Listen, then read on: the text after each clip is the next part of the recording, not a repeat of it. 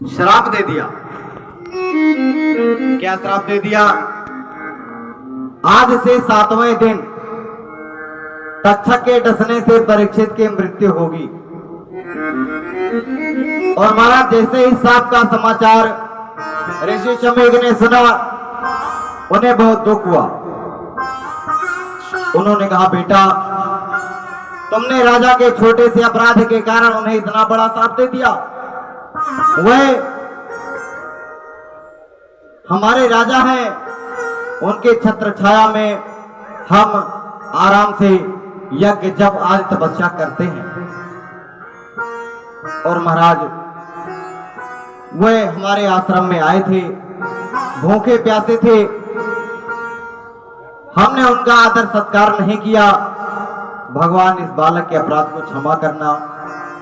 अपने एक शिष्य को ऋषि शमीक ने राजा परीक्षित के पास भेजा।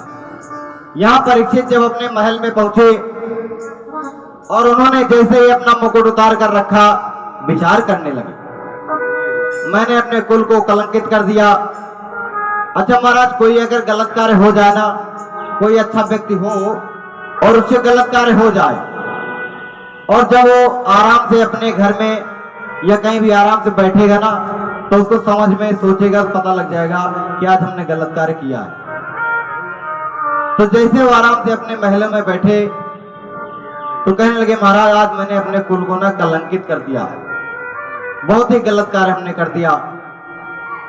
जिस कुल में ऋषियों की पूजा होती है और महाराज ऋषियों का सम्मान होता था, उन्हें ऋषि का आज मैं अपमान कराया।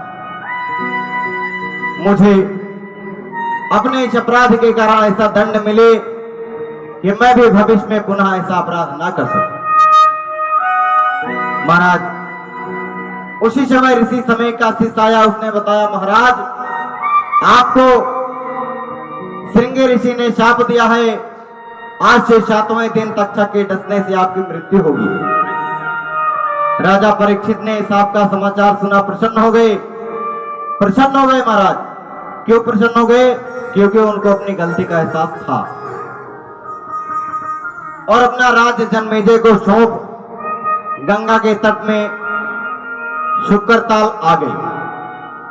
शुक्रताल, अच्छा सबसे खुशी की बात यह है कि जिस दिन हमारी कथा शुरू हो रही थी उसमें शुक्रताल से ही भगवान ने एक भक्त भेज दिया था। डॉक्टर साहब उसके साक्षी बने रहे। बुरी भक्त और भगवान की जय हो। शुक्रताल जहां से वो व्यक्ति आए थे, चौधरी अनुराग सिंह ठाकुर,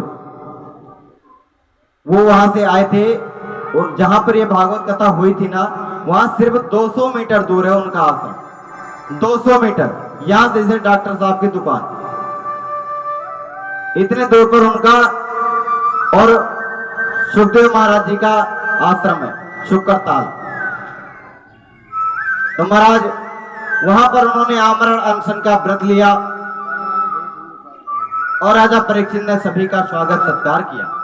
ऋषि मुनि आए, उनका स्वागत सत्कार किया और उनसे प्रश्न किया, जिसकी मृत्यु शीघ्र होने वाली है, प्रभु उसे क्या करना चाहिए? जब ऋषिगण किसी एक मत पर नहीं पहुंचे, उसी समय साक्षात भगवान श्री कृष्ण ही व्यास पुत्र सुखदेव के रूप में प्रकट हो गए। बोले श्री सुखदेव जी महाराज की।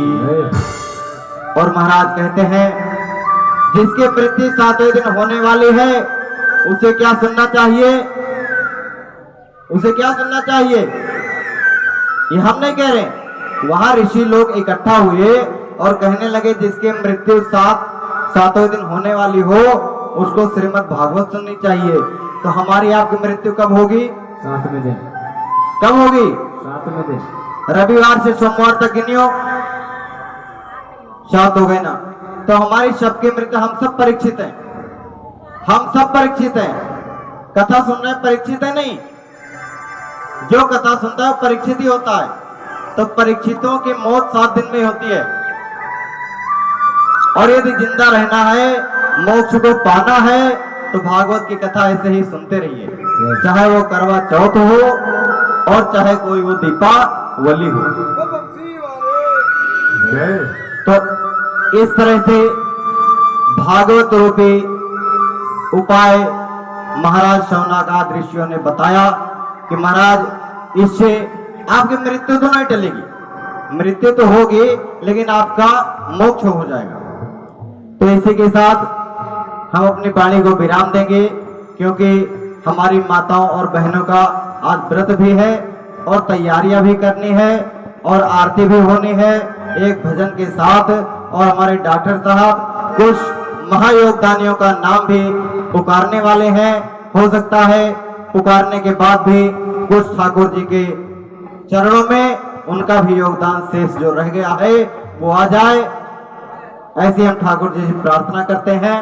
आइए ठाकुर जी के सॉरी क्षमा चाहता हूँ, डॉक्टर साहब के मुखारबिंद से कुछ योगदानियों के महादानियों के नाम आप लोग श्रवण करें और ज्यादा से ज्यादा योगदान देने की कृपा करें। हम व्यासपीठ से ये आप लोगों से निवेदन करते हैं। बोले कृष्ण कन्हैया लाल की जय। चला भैया लाइट भाग गई।